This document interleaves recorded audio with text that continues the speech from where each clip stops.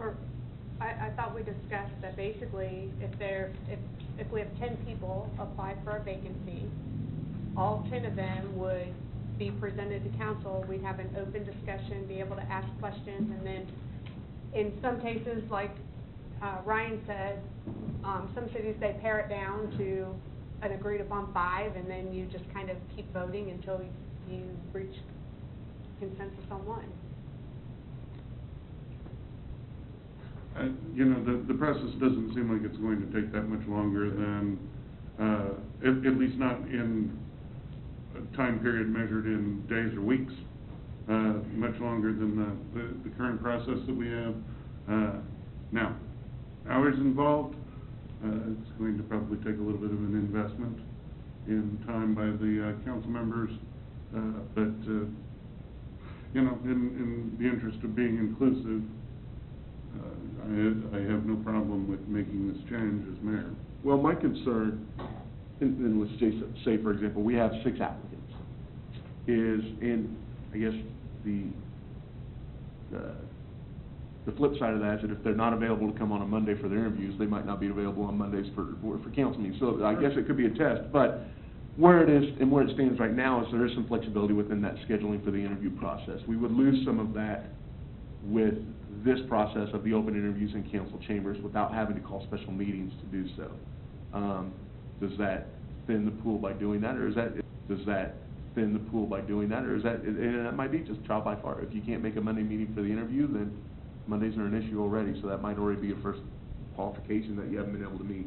But that would be one of my concerns too. It either lengthens the time to try to meet everyone's schedule, or by dictating just a single time, might eliminate some people that might have a particular conflict on that night itself.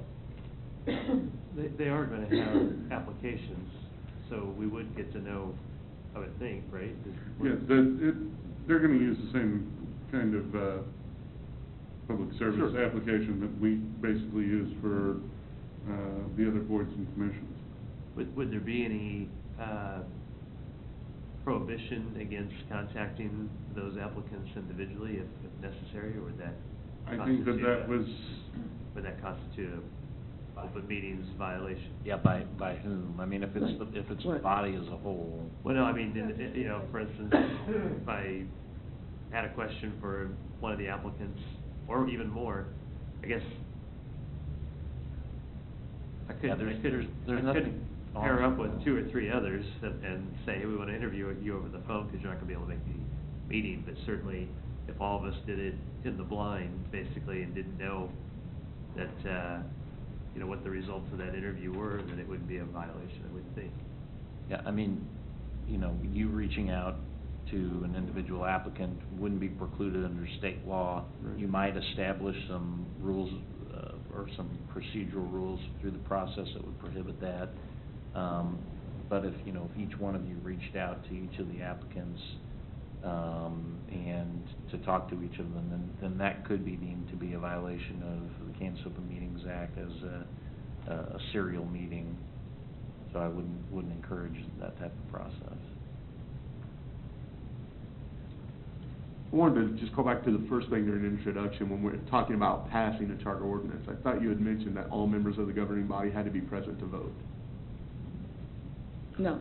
No. We need everyone to vote. You have to have a supermajority. We have to have. We need a supermajority. 4 people to pass it tonight, but we can vote with 1 person missing?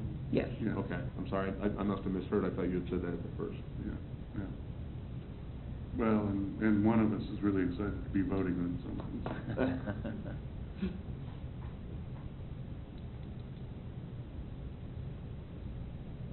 I move that we pass Charter Ordinance number 26. Second. Motion Podovich, second Harrison, that we pass Charter Ordinance number 26, which is the process to amend Charter Ordinance 19. Roberts? Yes. Freeman? Yes.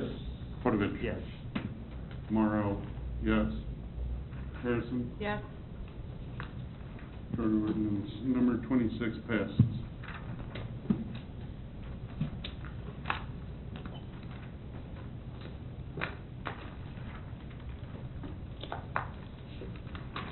That is the end of the new business items. Council updates. Does staff have anything for council? Jeff? Just a couple of real quick highlights. First of all, over the weekend, Gardner Parks and Recreation Department hosted a pretty large, or a piece of a large baseball tournament. In fact, it was the 5th largest tournament in the country. We had 53 baseball teams here competing at Westside Park and Celebration Park. So all went well, a lot of visitors to the community. And secondly, with school being let out, that means the Gardner Aquatic Center will be opening this weekend, so we should see, with some weather cooperating, a lot of swimmers here real soon. Very good, thanks. Thanks, Jeff. I do want to mention, over stage left on the desk, we've got Katie Asbury rejoining us as interim city clerk.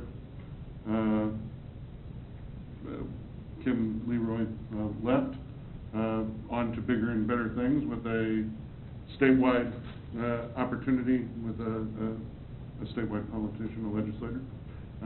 But we're very glad to have Katie back. She's served in the role before. Mary, I'm sure that you've already started the process to, because I know Katie doesn't want to continue to do it, but we're on our way as far as finding a replacement city clerk. We are. The position is posted and was out last week. Okay. All on our way. All right. Mike, do you have anything?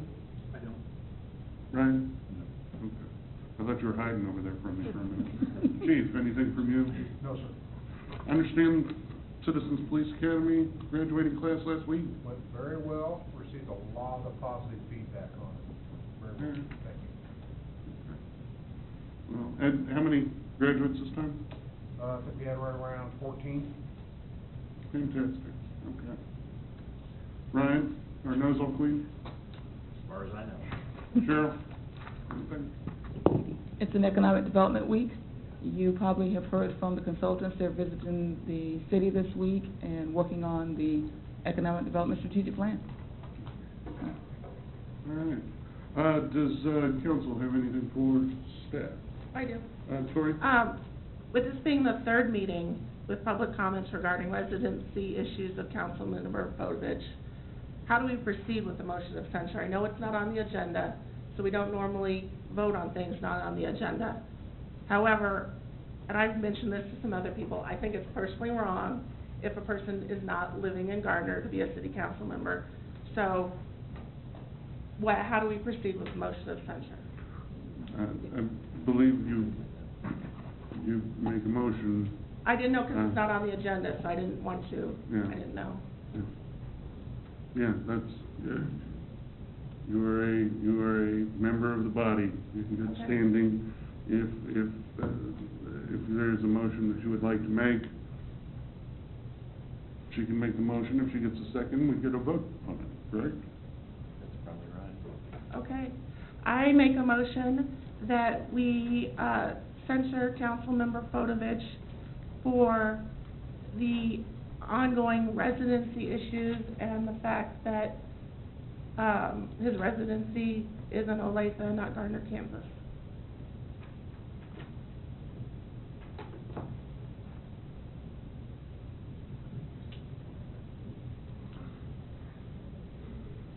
Without hearing a second, the motion fails to achieve a second.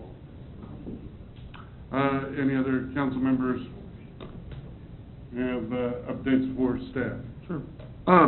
You know, I'll just follow up with Tori actually and explain the reason for not seconding the motion.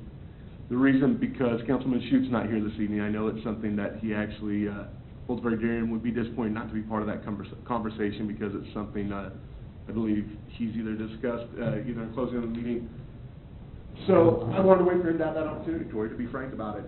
So if that's something you'd like to bring up again at the next meeting, that'll be an opportunity to do so. But that was the reason for not seconding the cease. I personally don't find it appropriate for an individual not living within the city to serve on the council any longer. I don't know what Larry's actual living situation is, and if his intent once the house sells is not to serve any longer, then that's certainly it. But If the primary residence isn't within, I think that the citizens are right, the ones that have spoken, it's probably not appropriate